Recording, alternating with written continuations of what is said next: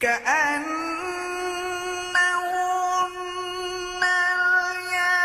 الياقوت والمرجان فبأي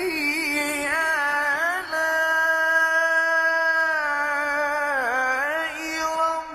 ربكما تكذبان هل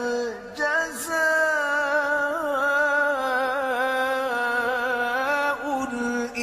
الإحسان إلا الإحسان فبأي